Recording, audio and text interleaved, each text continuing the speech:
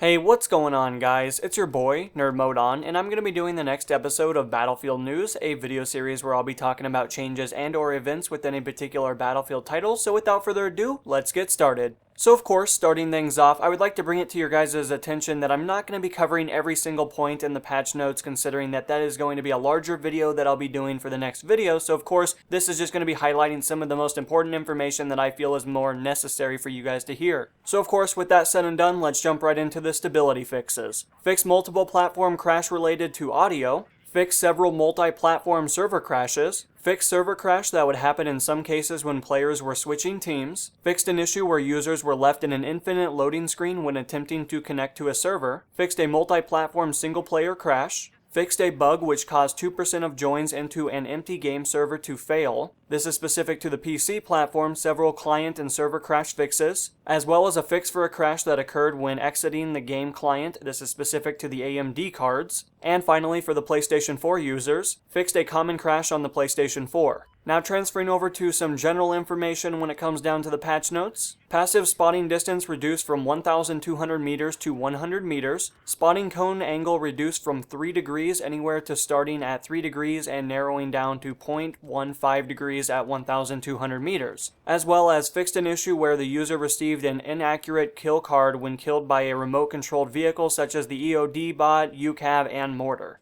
Now transferring over to the audio section of the patch notes. Unique sound for headshots added. Bullet impact sounds on soldiers improved. It is also worth noting that using a silencer helps a lot here, especially when it comes down to the sound clarity. So-called random callouts improved for own team. Optimized the Lupini Garden Levolution mudslide sound. And last but not least, destruction sound added for weather station buildings on Arctic. And finally, transferring over to the weapon updates, considering that there is a significant amount of changes, especially when it comes down to the gunplay, as well as some new things that have been added to Battlefield 4. Added 5 new weapons, adjusted the aiming down sight scaling and field of view controls to make the optics not magnify more than their default, head glitching fix, weapon downstate using cover peak system in combination with proper bullet spawn positions. All this basically means as bullets are no longer going to be coming out of your forehead, instead they'll be coming out of the weapon like they should have been doing. Updated night vision optics. Fixed an issue with the ACOG scope where its leftmost bar stretched to a solid black block when aiming down sights. Fixed the tactical light on the MTAR-21. Fixed an issue on some sniper rifles where the rangefinders used in combination with the flash hider would cause issues with the range finding functionality. Fixed issue with the belt feeder / auto reload not functioning on certain weapons. Full weapon balance pass and suppression mechanics updated. Sniper weapon tracer / impact improvements to make it visible for longer distances. Fixed an issue with the M16A4 where the laser sight accessory would appear when aiming down sight with a FLIR or infrared night vision scope.